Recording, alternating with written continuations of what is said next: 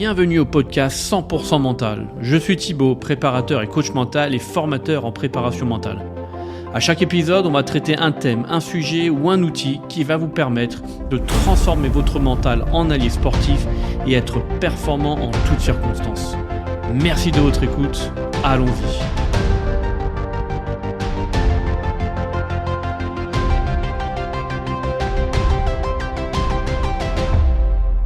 Bonjour à tous, bonjour à toutes, bienvenue à ce nouvel épisode du podcast 100% mental. Bienvenue à toutes et à tous. Aujourd'hui, on va traiter un nouveau sujet qui est comment garder la motivation sur le long terme, comment arriver à gérer les coups de mou, les coups de moins bien, voilà, comment essayer de rester au top le plus longtemps et le plus souvent possible. Donc c'est quelque chose qui est forcément une problématique qui revient très très très régulièrement. Ça rejoint un peu tout ce qui est objectif, motivation, etc. Mais c'est traité peut-être un peu d'une autre manière avec le recul et les accompagnements que j'ai eus sportifs et entrepreneurs qui pouvaient douter. Donc en fait, déjà douter en questionnant les clients sportifs, etc. Quand ils disent douter, c'est d'avoir subi des échecs, de ne pas avoir réussi à atteindre ses objectifs aussi rapidement qu'ils le voulaient à la date prévue. C'est qu'ils ont déjà pensé à arrêter, à faire autre chose, ils en ont eu marre. C'est pas un moment de déprime, mais c'est un moment de bas, c'est-à-dire dans le creux de la vague. Alors ça arrive, qu'on soit entrepreneur, qu'on soit ce que vous voulez, ça arrive et ça arrivera quoi qu'il arrive. Ça, il n'y a pas de souci. Faut juste apprendre, arriver à les gérer. Donc l'idée, le but est de continuer, d'arriver à avancer malgré tout et de continuer à aller de l'avant. Mais pour ça, à mon sens, il faut être assez structuré. Ça peut pas être sur le talent, ça peut pas être à l'improviste, etc. Il faut que ça soit quand même très très bien structuré dans la tête. Donc pour ça, il y a plusieurs étapes. On va en voir 5 au total aujourd'hui. On va voir la première étape qui est le pourquoi. Le fameux pourquoi, la mission de vie, le but qui est sur la vision à long terme, très très très long terme. On va ensuite, en deuxième étape, voir comment on peut découper, pourquoi il est intéressant de découper le pourquoi en plusieurs étapes à court et moyen terme. Et la troisième étape, c'est travailler sur tout ce qui est intention et attitude. Intention plus l'attitude ou l'attitude plus les intentions. On va voir que les deux se valent. Ensuite, si jamais vraiment, malgré qu'on fasse tout ça, on est quand même dans le creux de la vague, comment arriver à gérer ces baisses de motivation, c'est très très important. Et un autre outil qu'on peut plus ou moins qu'on peut maîtriser, mais qui est des fois un peu difficile, c'est son entourage. Donc on va voir tout ça ensemble. Je vais essayer le mieux possible à chaque fois de vous donner des exemples, à savoir sportifs, soit d'un club, soit d'un athlète, mais en général c'est les deux, d'un exemple d'une entreprise, et après je vous donnerai, moi avec le sport et autres, ça, voilà. Comme ça vous aurez plusieurs exemples qui, je l'espère, vont vous parler. Au moins un exemple va vous parler. Donc le pourquoi, donc le premier chapitre, première étape, premier pilier, et c'est sur quoi je peux passer énormément de temps avec mes clients, et c'est quelque chose à mon sens, on est obligé de passer par là. Si on ne passe pas par là, ça ne peut pas fonctionner, du moins à long terme. Ça va être très comme des shots d'adrénaline c'est sur le très très court terme, pour la vision à très très long terme. Ça ne peut pas fonctionner si vous ne passez pas par là. Donc le pourquoi, c'est quoi ? C'est de savoir pourquoi on fait ce que l'on fait. C'est le fameux why de Simon Sinek, c'est la vraie raison d'être du projet, de l'envie, de cette vision. Bien entendu, et ça c'est très important, je peux passer du temps avec certains clients, ça n'a rien à voir avec le financier ou un besoin de reconnaissance de parents ou autre. C'est pas du tout ça. Si on est là-dessus, le pourquoi je fais telle activité, tel sport ou autre, c'est pour être millionnaire ou pour que mes parents m'aiment, c'est foutu d'avance. Pourquoi ? Parce que on va se voir, si c'est financier, vous allez vite voir que d'atteindre un fameux montant, en fait, on se fait chier. C'est-à-dire que l'argent apporte, c'est le grand débat, l'argent n'apporte pas le bonheur, ça apporte un certain bonheur, mais pas que. Donc ça, c'est important. Et surtout, si c'est la reconnaissance des parents, bah, vous donnez votre bien-être dans les mains de quelqu'un et ils vont en faire ce qu'ils veulent avec. Et ça, c'est être esclave, entre guillemets. Et l'idée là-dedans, toujours de la prépa mentale, alors si on reste dans la prépa mentale, mais dans le développement personnel, c'est d'être autonome et d'être le seul fournisseur de son propre bonheur. Donc le pourquoi va aller sur des croyances et des valeurs profondes, quelque chose qui est vraiment ancré en soi, qui vient de notre éducation, de notre environnement, etc. Mais c'est quelque chose qui est très très profond. Une autre manière de voir, ça peut être notre vision de vie, notre mission de vie, comment on se voit dans le futur. Euh, Certains athlètes peuvent parler de l'empreinte qu'ils veulent laisser. Ça, je vous en parlerai juste après dans les exemples. Mais les questions qu'on peut se poser pour essayer de creuser et d'approfondir ce pourquoi, donc d'avoir cet objectif final à long terme, et ça peut être à la fin de sa carrière, à la fin de sa vie, c'est vraiment quel est l'objectif final. Donc c'est les questions qu'on peut se poser, c'est comment je me vois réussir, dans quelles conditions, et qui suis-je en haut de la montagne. Qu'est-ce que cela représente pour moi d'être à ce sommet, d'être à la ligne d'arrivée, à la destination, qu'est-ce que cela importe pour moi, en quoi ce pourquoi est important, okay, en quoi ça va rejoindre des croyances et des valeurs très très très profondes, et quelque part, c'est peut-être un moyen pour y arriver, mais quelles sont les valeurs auxquelles je vais devoir faire appel pour y arriver. C'est un peu comment y arriver. Mais le pourquoi, c'est vraiment comment vous vous voyez réussir dans le futur. C'est la vision que vous avez de vous-même, c'est la destination finale, c'est la ligne d'arrivée, c'est sur quelle marche du podium, dans quel environnement, qu'importe. C'est vraiment c'est une vision de soi dans le futur, c'est où est-ce qu'on veut être et les sensations qu'on veut avoir. Oui, il peut y avoir des gens autour de soi, oui, très bien, mais pas que. Okay, donc, des exemples, un exemple dans le sport avec les All Blacks, c'est à un moment donné, ce sont tous les leaders, le staff, etc. Ils se sont tous assis ensemble et ils ont voulu échanger sur quel est le pourquoi de l'équipe, qu'est-ce qu'on veut faire, comment on veut marquer l'histoire. Et eux, c'était de marquer l'histoire du rugby mondial en étant la première nation du monde à gagner 2 Coupes du Monde de suite. Personne ne l'avait fait. Donc ils disaient que gagner une première Coupe du Monde, c'est déjà énorme. Mais si on veut marquer l'histoire du rugby mondial, il faut qu'on soit les premiers à en emporter 2 de suite. Back to back, comme ils disent en anglais. Voilà, c'est comment en gagner 2 Coupes du Monde de suite. Voilà. En gagner une, c'est déjà fou. En gagner une deuxième, de suite, ça n'a jamais été fait. Donc, voilà comment on peut marquer l'histoire du rugby mondial. Intéressant.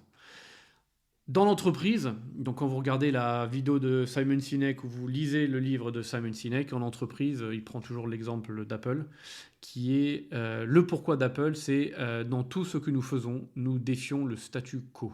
Nous croyons en ce que nous faisons et en une manière de penser différente. Ça fait un peu, pour traduire, c'est un peu l'éternel rebelle. Je veux arriver, j'ai de l'exigence, je veux faire partie des meilleurs, mais à ma manière. Je ne veux pas être un mouton, je ne veux pas suivre le chemin tout tracé, je veux faire les choses différemment pour répondre aux besoins des autres. Donc voilà, c'est une croyance profonde qu'on est dans la bonne direction. Donc ça, c'est le pourquoi. Pour moi, personnellement, pour donner un exemple, le fait du sport, donc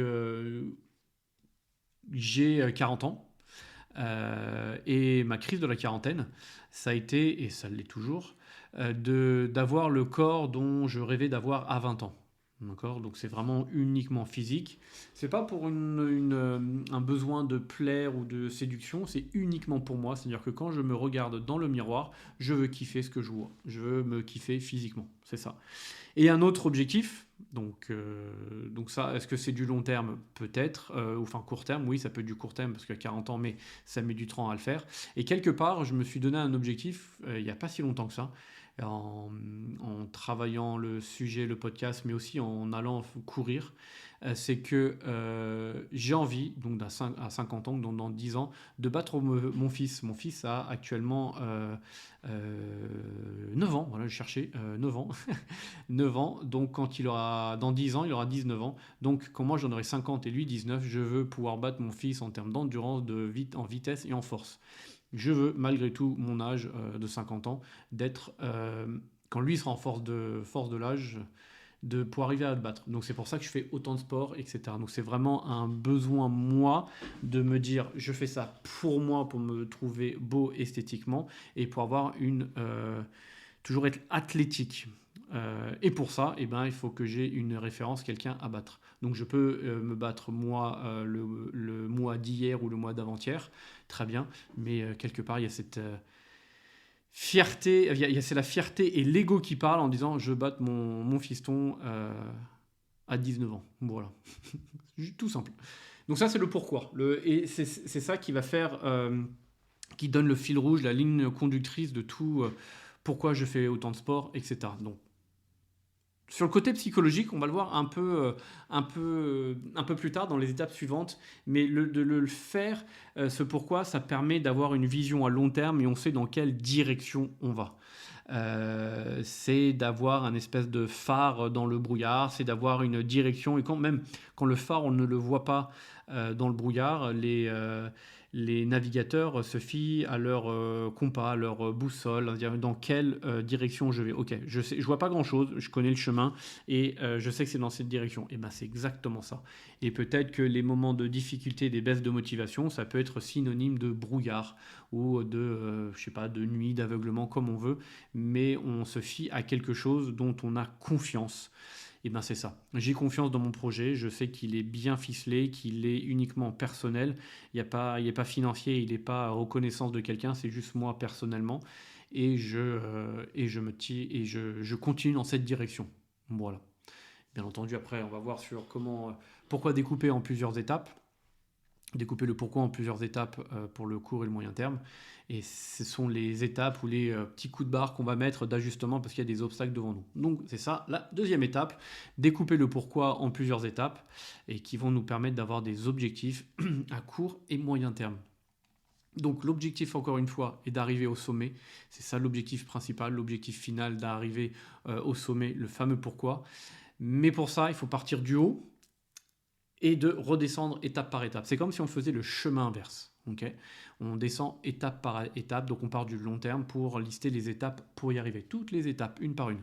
Ça peut être à l'année, ça peut être au mois, ça peut être à la semaine, voire même au quotidien. C'est faire le chemin inverse. Comme si on expliquait, on retraçait tout le travail accompli pour y arriver. C'est quelque part une visualisation.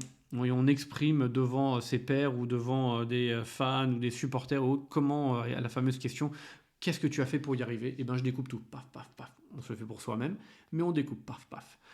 Bien entendu, et on le sait, ça ne va pas se passer comme ça devrait se passer. Tout ne sera pas parfait, mais au moins, ça donne une direction. On n'est pas en train de dire, allez, en combien de temps je vais y arriver, par où je passe, etc. Non, non, on a la feuille de route. J'avais donné cet exemple, et je le donne souvent à mes clients, mais je crois que je l'ai fait dans un podcast précédent aussi.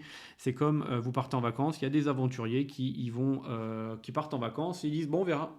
Pour y arriver, j'ai une semaine et on verra dans quelles conditions j'y arrive, sous combien de temps, etc. C'est une expérience. Ok, mais en général, quand on part en vacances, on veut y arriver le plus rapidement possible. Et pour arriver le plus rapidement possible, on prévoit son trajet, savoir on part de la destination finale, combien de temps il faut y aller, avec le trafic je mettrai combien de temps, donc si c'est long je vais peut-être faire des étapes, je vais peut-être m'arrêter, ou je passer par un autre chemin, etc. etc. Si jamais tout d'un coup j'habite en région parisienne, je vais aller dans le sud, je dois passer par Bordeaux, je sais que je dois pas partir très très tôt le matin pour éviter les embouteillages autour de Bordeaux. Mais si jamais j'arrive ou je dois partir un peu plus tard pour X raison, je prendrai une autre route. C'est ça, comment je liste toutes les étapes une par une pour avoir une direction et je sais par où je dois aller et surtout je pourrais improviser et en fonction des obstacles je pourrais faire face aux obstacles parce que j'aurais préparé, j'aurais prévu, donc c'est ça le plus important. Donc pour y arriver vous avez la fameuse technique SMART, spécifique, mesurable, atteignable, réaliste et temporelle, avoir une date de fin. Mais ce que j'aime bien ajouter, donc la technique SMART c'est très comme son nom l'indique, dans le M mesurable c'est très quantitatif. Ce qu'il faut aussi arriver à rajouter, c'est le qualitatif, à savoir les sensations, le plaisir, les émotions, l'estime de soi, etc. etc. Ce n'est pas uniquement du quantitatif, il y a aussi du qualitatif, de la sensation, comment je me sens. Concrètement, quand je suis devant mon miroir à me mater une fois par semaine, ou voire plus, on va être objectif, et ben c'est comment je me sens. Oui, je vois les abdos, oui, je commence à découvrir des muscles que je n'avais jamais vus auparavant. Comment je me sens? Quelle est ma réaction physique? Quelle est la qualité entre guillemets de mon sourire? Comment mon visage s'illumine, etc., etc., etc. C'est ça le côté qualitatif. C'est pas juste j'ai rempli, qu'est-ce que je ressens derrière, ok? Donc, pour avoir les étapes à court et moyen terme, si on reprend l'exemple des All Blacks, qui veulent être la première nation à gagner 2 Coupes du Monde de suite, ils sont allés sur un découpage collectif et individuel. Collectif, c'était avoir un taux de victoire à 100%, qui permettra de gagner les matchs, des test matchs au mois de juin et au mois de novembre, mais aussi les trinations. Comme ça, ils se préparent. Okay. Et arriver à la Coupe du Monde, quand on dit Coupe du Monde, il ne faut pas perdre, donc avoir un taux de victoire à 100%.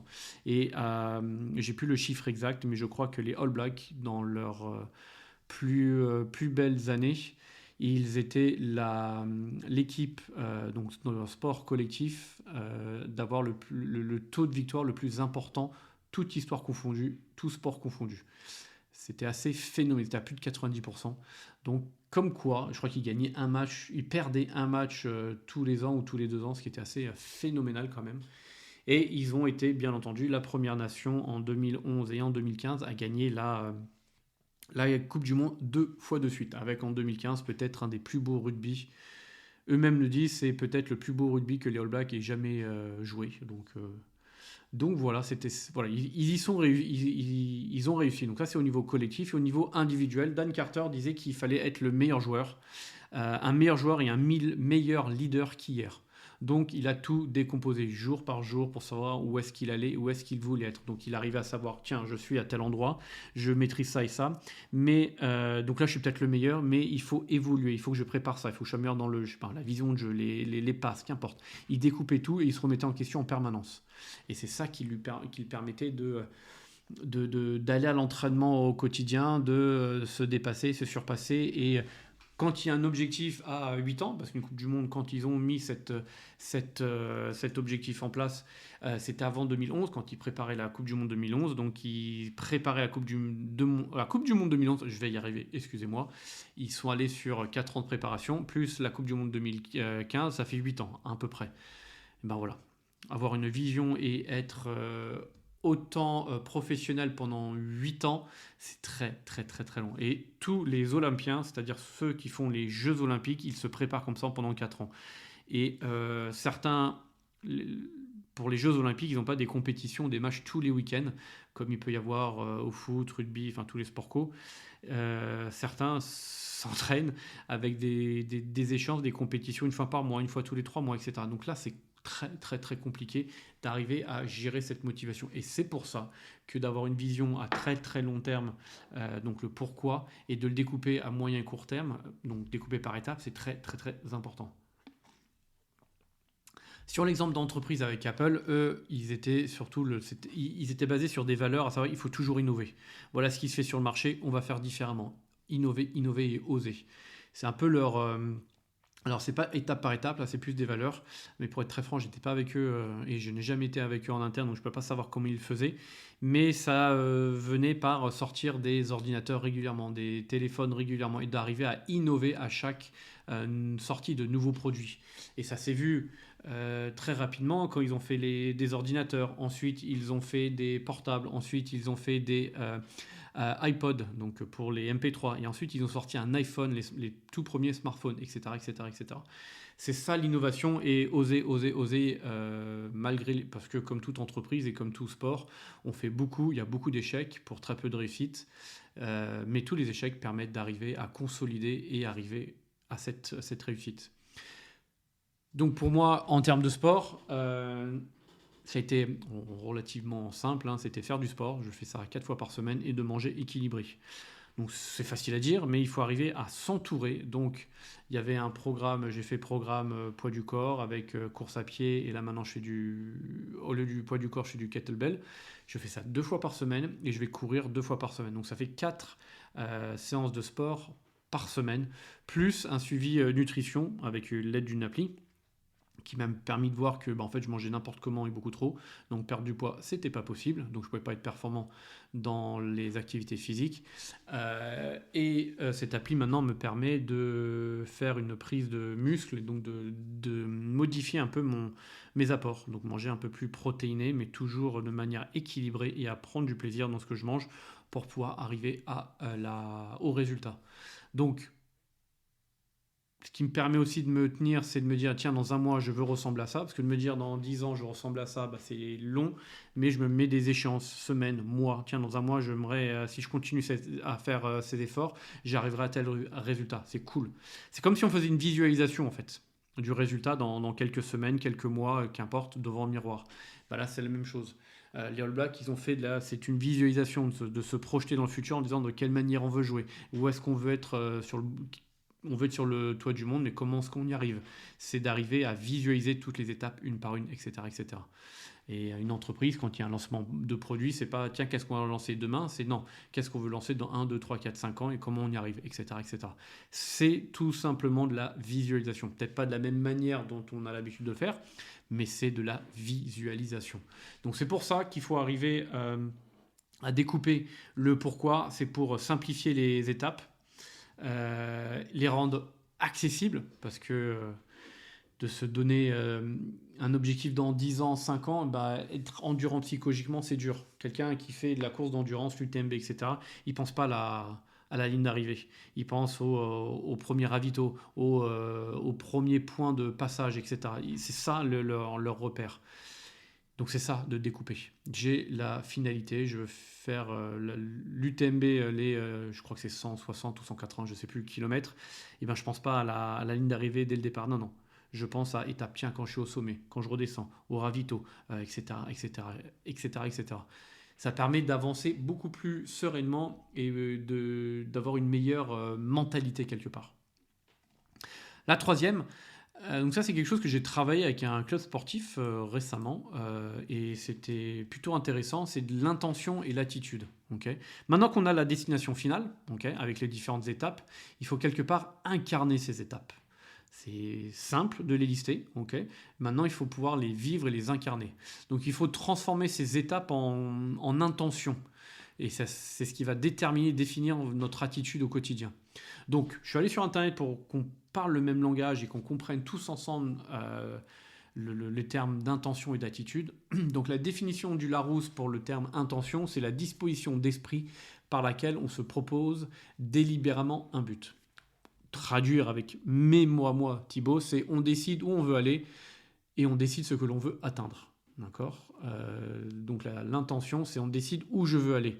C'est quelque part une destination, un objectif. J'ai l'intention d'aller là. J'ai l'intention alors ça peut être l'endroit et la manière. J'ai l'intention de courir mes 10 km à 12 km/h. Ça, c'est une intention. Okay. L'attitude, donc la définition de l'attitude, c'est la manière de... Donc il y a plusieurs définitions. La manière de tenir son corps, position qu'on lui donne, la posture. Et ça, vous allez voir, c'est très important. C'est le langage du corps, le body language, le non-verbal. Mais une autre définition, c'est la manière d'être qui manifeste certains sentiments, comportements. Très bien, et ça j'aime beaucoup, beaucoup. C'est quelque part ce que l'on va dégager physiquement. Okay. Le lien entre les deux, entre l'intention et l'attitude, c'est l'intention donne l'attitude, okay, l'attitude qu'on va avoir, l'attitude verbale, non verbale, et l'attitude donne l'intention, d'accord? Donne et influe, ça va avoir une influence. On peut avoir les plus beaux objectifs du monde, les plus beaux goals, les plus beaux objectifs du monde, donc les intentions, je sais où je veux aller. Ce qui va permettre d'y aller, ce sont les actions, donc l'attitude. L'intention, c'est là où je veux aller, et l'attitude, c'est ce qui va me permettre d'y aller. C'est un peu le carburant. Okay. Donc, la question que je pose à mes clients, moi, que j'aime bien poser à mes clients, c'est si je vais te voir au match, si je regarde le match à la télé ou autre, qu'est-ce que je vais voir de toi? Qu'est-ce qui va me montrer que tu veux gagner? D'accord? Je ne t'entends pas parler sur le terrain, mais quand je te vois, je suis dans les tribunes ou à la télé, qu'importe, et je regarde, qu'est-ce que je vois de toi? Qu'est-ce qui va me permettre de savoir que tu as envie de gagner, que tu vas jamais rien lâcher? D'accord? Pourquoi? Parce que le non-verbal parle plus que les mots. L'idée là-dedans, c'est d'incarner ses intentions, ses objectifs. En les incarnant, si tu les incarnes, tu les ressentiras. Et les autres, surtout, vont le voir, vont le savoir, vont le ressentir. Les fameuses guerres psychologiques. C'est-à-dire que dans le regard, en disant je vais te tuer, je vais gagner et tu vas rien pouvoir faire, ça se voit, ça se sent. Et l'autre va le savoir. Si vous avez l'occasion de le faire, c'est vraiment une très très belle expérience. C'est très très difficile. J'ai galéré, mais c'était une magnifique expérience. C'est du coaching par le cheval. Le coaching équestre, je crois que ça s'appelle. Et en fait, le cheval ne comprend pas ce qu'on lui dit avec les mots. Par contre, il comprend l'intention. Donc en fait, avec le non-verbal, on peut diriger un cheval. Et je l'ai fait une journée, c'est d'une force, c'est ultra, ultra difficile. Donc là, c'est pour montrer aussi que les gens ressentent le non-verbal. Et quand vous pourrez retourner sur le podcast, l'épisode sur la communication, le non-verbal, c'est 93% de la communication. C'est énorme, ok ? Donc, les mots parlent beaucoup plus que... les mots parlent beaucoup moins que le corps. Le corps parle beaucoup, beaucoup, beaucoup, beaucoup plus, ok ? Donc c'est ça, il faut incarner. Certains voient un peu l'inverse, d'accord ? C'est-à-dire que l'attitude influe sur l'intention. En ayant une attitude positive et un langage du corps approprié, ça va influencer l'attitude. Les deux sont vrais, les deux sont justes. Hein. En coaching, en formation, on devait prendre une posture. Et il y a la fameuse posture de Wonder Woman, de Superman, qui est toujours droit avec les mains ou les poings sur le côté du corps, sur les hanches. Et c'est d'incarner cette posture. Vous faites ça, il disait que faire ça avant des entretiens, des événements importants, faites ça 10, 30 secondes, vous allez ressortir beaucoup plus fort parce que vous incarnez quelque chose. Votre corps va transmettre quelque chose au cerveau. Okay, donc les deux sont vrais. Soit on est sur l'intention va donner l'attitude, l'intention l'attitude, ou sinon c'est l'attitude du corps qui va influencer l'intention. Les deux sont vrais. Okay, donc ce que j'aime bien faire en tant que prépa mental, c'est quand je vais aux entraînements ou aux matchs, etc., je regarde beaucoup les attitudes. La tête, de quelle position est la tête ? Tête levée, tête basse. Tête levée, tête basse, les yeux aussi, la position et les mouvements des mains, des bras, le langage corporel, quand il parle, etc. S'il parle la tête baissée, non, le joueur n'y est plus. Par contre, si on voit qu'il a la tête droite, le corps droit et qu'il parle avec ses mains, avec de l'énergie, etc., oui, là, il y a de la détermination, etc. Comment il communique auprès de ses collègues, comment il communique avec lui-même, etc., etc. C'est ça qui va être intéressant. Okay ? Les attitudes, ça peut être aussi les habitudes qu'on prend au quotidien. C'est pas uniquement sur le terrain, c'est ce qu'on fait au quotidien. D'avoir un carnet, de tout noter, okay, de s'étirer tous les matins ou tous les soirs ou d'aller faire du sport, etc. De rester constant. De prendre des douches froides, j'en sais rien, c'est de rester constant. Constant aussi dans la nutrition. Il faut savoir des fois lâcher prise. Mais si la nutrition, on fait attention un jour et on fait de la merde pendant 2 jours, les attitudes ne sont pas les bonnes. Okay ? Les attitudes sont les actions quotidiennes qui permettent d'avancer et de se rapprocher de cette destination finale, du fameux pourquoi. Okay ? C'est les attitudes, c'est tous les pas que l'on met en place, tous les pas, l'un pas après l'autre, etc., etc. Donc c'est toujours difficile, parce qu'on ne voit pas des résultats concrets tout de suite, okay, c'est sûr, mais ça permet d'avancer étape par étape. Pourquoi ? Parce que j'ai confiance dans le process, je sais où je vais et je connais les étapes petit à petit. Et même si les étapes, soit je vais un peu plus vite, soit me prennent du temps, ou soit y a un obstacle, j'ai confiance en moi parce que je sais que j'ai la bonne intention. Je veux quand même y arriver. Et c'est pas un obstacle qui va me mettre sur le banc de touche et me faire abandonner. Non, j'ai cette intention. Donc cette intention va me permettre de trouver des solutions face à des obstacles. L'intention. Et ça, c'est quelque chose d'hyper, hyper important. C'est la fameuse phrase qu'on peut entendre si tu veux, tu peux. Voilà. L'intention, c'est ça. Donc, pour reprendre sur les exemples, All Black, Apple et moi-même, les All Black collectivement, donc c'était d'avoir toujours ce taux de victoire, hein, mais c'était les engagements à l'entraînement, de travailler sur le leadership, etc., etc. Pour Dan Carter, c'était quand il avait le côté intention. Alors, oui, le côté intention, All Black, il y a un truc qui était très très très marquant chez eux, c'est qu'ils avaient cette réputation d'être une force tranquille et d'être un rouleau compresseur. C'est-à-dire qu'on pouvait être un match de rugby, donc se joue sur 80 minutes, il pouvait être à la 79e, perdre de 3 points, rien à cirer. Il continuait. Il n'était pas en mode panique, non, il continuait. on a notre stratégie, on se connaît, je confiance dans mon coéquipier, je continue. C'est ça. C'est ça le côté intention. Je continue mes attitudes. Ben, je montre à moi-même, je montre à mes coéquipiers que je continue. Et surtout, je montre à l'adversaire qu'on a beau perdre et que ça a beau être la fin du match, je ne vais pas perdre, je ne vais pas balancer des quilles, etc., faire n'importe quoi. Je continue. Et je suis la force tranquille. Individuellement parlant, Dan Carter, ce qu'il faisait, c'est quand il avait plus l'âge avancé, plus il était fatigué, le corps encaissait peut-être un peu moins. Donc quand il avait mal et était fatigué, il se posait une question. Qu'est-ce qu'un All Black Great ferait? Donc, qu'est-ce qu'un grand All Black ferait à ma place? Et là, tout de suite, il se levait et il allait à l'entraînement parce qu'il savait qu'en étant un Great All Black, un All Black Great, donc un des meilleurs All Black, il fallait passer par là pour y arriver. C'était son truc. C'est ce qui le motivait en disant « Je veux marquer l'histoire du rugby, donc pour marquer l'histoire, il faut être un des meilleurs. Et qu'est-ce que ferait un meilleur à ma place en étant fatigué ?» Et ben il se lèverait. Il ne dirait pas « Je sèche et j'arrive demain ». Non, non, j'y vais. Et c'est ça le côté intention. Quelle est mon intention? Et donc ça se traduit par des attitudes. En entreprise, bon, encore une fois, je n'étais pas là en interne, donc c'est un peu difficile de tout savoir. Mais ce qu'on peut peut-être extrapoler du très très peu de connaissances que j'ai de l'interne, c'est que ça peut être fait en termes de recrutement, par exemple, et de la gestion de projet, qui peut-être devait répondre à 2 critères, à savoir, c'est l'élite, on embauche l'élite, et on a une ambiance un peu de rebelle. C'est-à-dire qu'on réfléchit outside the box. Il faut savoir réfléchir différemment pour pouvoir sortir des clous. Peut-être. Et moi, mon objectif sport, quand ça commence à être difficile, etc., et ben, je pense à mon objectif. Pour moi, c'est l'objectif, c'est dans 10 ans.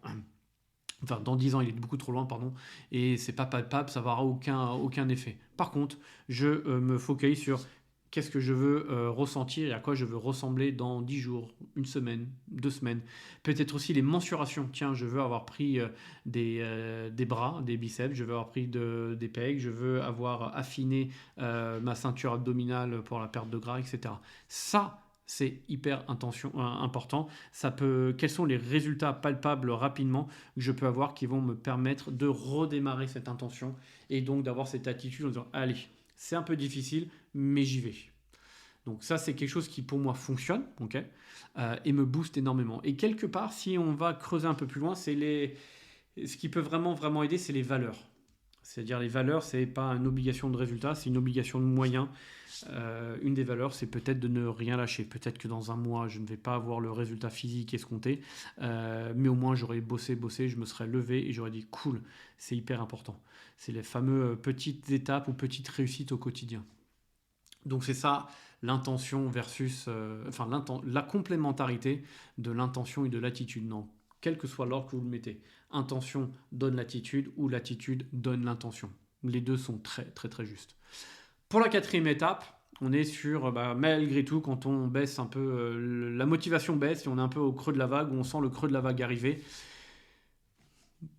il y a plusieurs solutions. Quand on y est, quelque chose qui peut être simple dans les mots, mais il faut arriver à se le répéter, je pense, c'est simple, c'est trust the process, se remémorer le but final. Faites-vous confiance. Si vous avez mis ça, ces objectifs, c'est qu'ils vous conviennent à vous et ce n'est pas des objectifs inatteignables. Déjà, ça, c'est très, très important. Okay, l'écrire quelque part pour pouvoir le lire, se le répéter ou l'avoir à portée de vue, physique ou mental, affichez-le au-dessus de votre bureau, qu'importe. Il faut que ça soit visible et accessible très, très, très souvent. Okay, c'est quand le petit diable sur l'épaule prend le relais, dit « Ah, reste au lit, t'es trop fatigué, etc. » Il faut que l'ange, avec cet objectif, donc l'intention, l'attitude, l'ange prend le dessus en répétant le but final.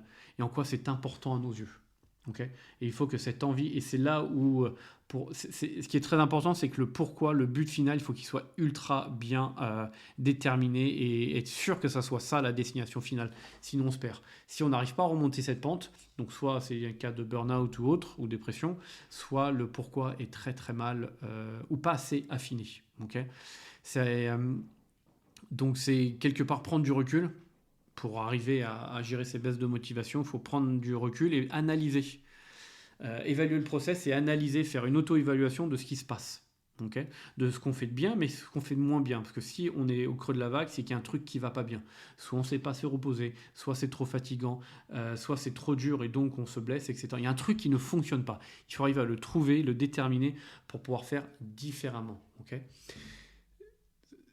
Tout ça permet de redémarrer le moteur et de continuer à avancer étape par étape. Ok. Comme après une blessure, quand on est blessé, on ne va pas refaire tout d'un coup, on y va étape par étape pour reconstruire son corps et surtout sa confiance dans son corps et sa confiance dans son mental.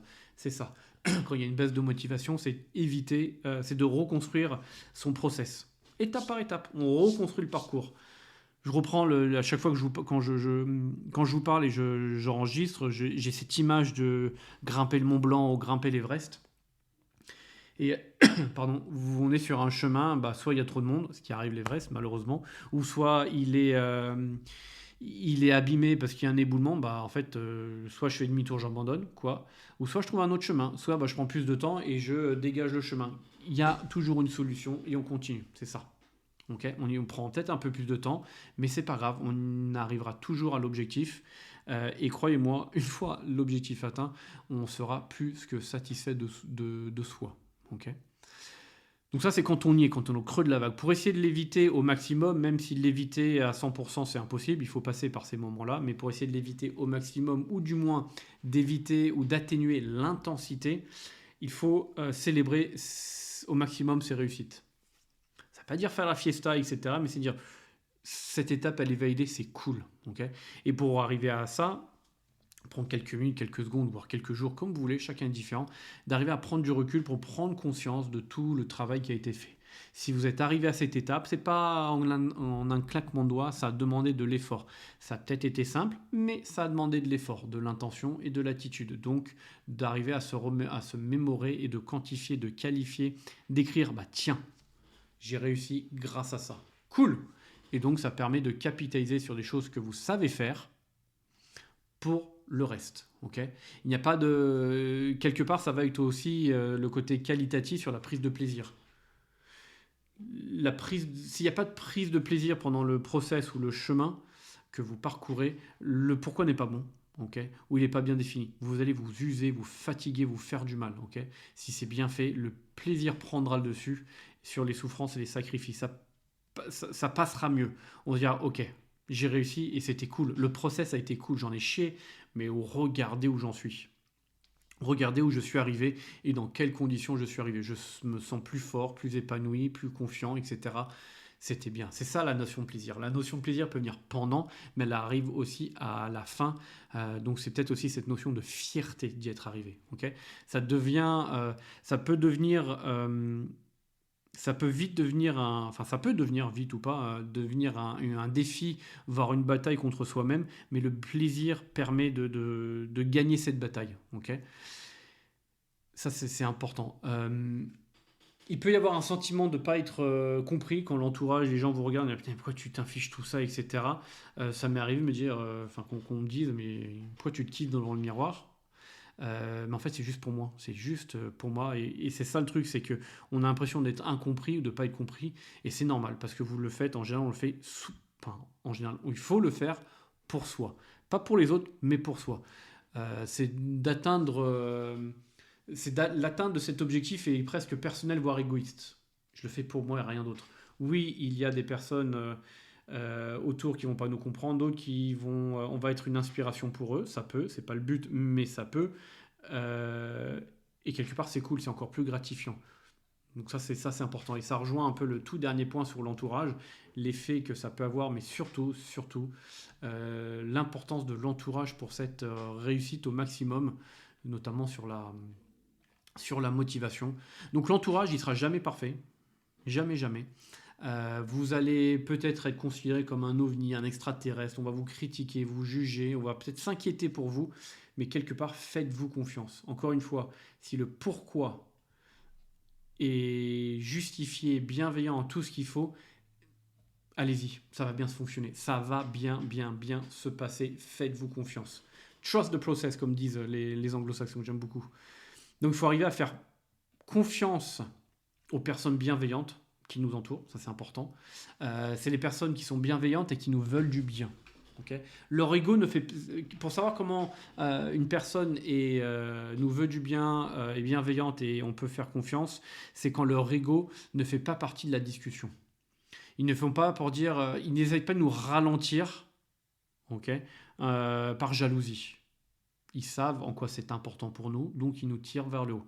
Un bon entourage est composé de personnes dédiées à notre cause, à 100%. Ça ne veut pas vouloir dire qu'ils vont pas tout faire pour vous, mais ils vont vous comprendre, ils vont vous encourager, vous tirer vers le haut. Je vais vous donner un exemple. Quelqu'un de négatif ou un entourage négatif peut dire pourquoi ils font une soirée et nous on dit bah non désolé je vais pas venir, ou je vais pas venir longtemps, ou je bois pas d'alcool, etc. Ils peuvent dire pourquoi tu sors pas avec nous? Ça fait des mois qu'on t'a pas vu, ça fait des mois que tu picoles plus, t'as changé, tu fais chier, t'es plus la même personne. C'est comme négatif, ça fait. Parce que le but, c'est de faire culpabiliser pour faire réagir. Un entourage positif, c'est t'es pas dispo ce soir, t'inquiète, pas de problème. On sait que tu as un objectif précis, tu as une grosse course dans quelques mois, pas de problème. Et ben tu sais quoi, nous on va faire la chouille, il n'y a aucun problème, mais t'inquiète pas. Nous on va faire une grosse chouille avec toi sur la ligne d'arrivée et on sera là pour t'encourager. Okay, en tout cas, bravo ce que tu fais. On sait que c'est important, courage à toi, on est fiers de toi. Ça, c'est du positif. C'est pas des gens qui vont nous tirer vers le bas, qui vont nous culpabiliser en disant « Oh, c'est nul ce que tu fais pas ci, allez, une petite goutte, une petite caisse, c'est rien du tout. » Non, non. C'est important pour moi de ne pas sortir. Donc, s'il vous plaît, n'essayez pas de faire sortir le diable plutôt que l'ange. Déjà que c'est difficile de se raisonner. Donc, s'il vous plaît, les potes, aidez-moi à bien me raisonner. C'est ça. Okay, les bonnes personnes sont des alliés directs ou indirects. Sont nos alliés indirects ou directs ou indirects, pardon. Soit parce qu'ils ont le même objectif, donc on s'est entouré de personnes qui ont le même objectif, partenaires d'entraînement, etc., ou des chefs d'entreprise. Soit ils ont une compréhension de ce que l'on vit. Ça, c'est important aussi. Donc, soit par expérience, ils ont cette expérience de vie, soit par l'expérience, soit parce qu'ils ont beaucoup... ils le vivent actuellement, soit ils ont beaucoup d'empathie. Donc, l'entourage est hyper, hyper, hyper important, ce qui permet de gérer les baisses de motivation. C'est hyper important. Vous le prenez comme vous voulez. Est-ce qu'il faut trier et dégager les personnes qui sont néfastes? Peut-être. Est-ce que c'est définitif ou temporaire? À vous de voir. Ça dépend de leur attitude. Moi qui suis toujours tout blanc, tout noir, vrai, faux, droite, gauche, j'aurais tendance avant à dire sépare-toi de ces personnes. Non, c'est peut-être qu'eux vont pas bien actuellement, donc ça, on peut s'entraider. Mais peut-être que ça peut être temporaire. Peut-être qu'eux vont se dire bah tiens, en fait, on n'a plus trop de nouvelles. Pourquoi? Ils posent la question. Ou eux vont se remettre en question et dire ouais, j'ai pas été le bon pote, donc je vais changer ma manière, mes intentions et donc mes attitudes pour le tirer vers le haut. Donc voilà pour cet épisode. Donc je vais le résumer en quelques mots. Donc les premières étapes, il y en a, rappelez-vous, il y en a 5 pardon. Le pourquoi, c'est le but final. Savoir où est-ce que l'on va, c'est la ligne d'arrivée. Ensuite, il faut arriver à le découper à moyen et long terme pour découper et arriver à faire des objectifs atteignables rapidement, plus ou moins rapidement. Ensuite, c'est l'intention. Faire attention ou du moins se focaliser sur l'intention et les attitudes au quotidien. Gérer les baisses de motivation, quand on y est, on lève la tête et ça va bien se passer, on analyse, on observe, et pour les éviter, il faut célébrer au maximum. Et la dernière partie, dernier point, c'est son entouré. Il faut bien s'entourer des personnes qui vont la même vision que vous, les mêmes valeurs, même vision, et qui vont dans la même direction, ou du moins s'ils ne vont pas, ils ne sont pas un frein et ils vous poussent, vous encouragent à continuer vos efforts. Voilà pour moi, merci infiniment, j'espère que ça aide. Alors ça va peut-être recouper ou rejoindre plusieurs autres épisodes et autres, mais je trouve que de le dire d'une autre manière, alors pourquoi ça m'est venu, c'est parce qu'il y a des clients qui m'ont demandé de traiter ça avec eux, donc avec le temps, l'expérience et de demander ou de le faire d'une manière qui ne fonctionne pas tout le temps, et ben il faut trouver d'autres manières, il faut s'adapter. Donc peut-être que ça c'est une autre manière de voir les choses.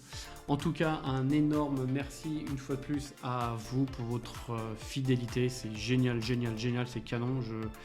Je prends ça vraiment avec beaucoup d'amour de votre part, de voir qu'il y a autant de personnes de plus en plus de personnes qui suivent les podcasts, qui les écoutent, et ceux qui sont là depuis le début ou même au milieu ou même qui viennent d'arriver hier, un grand merci à vous.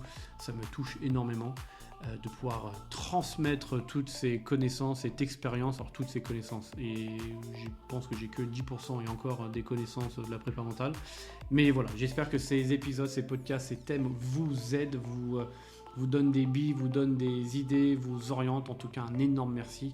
N'hésitez pas à partager, à liker, évaluer, ça m'aide énormément.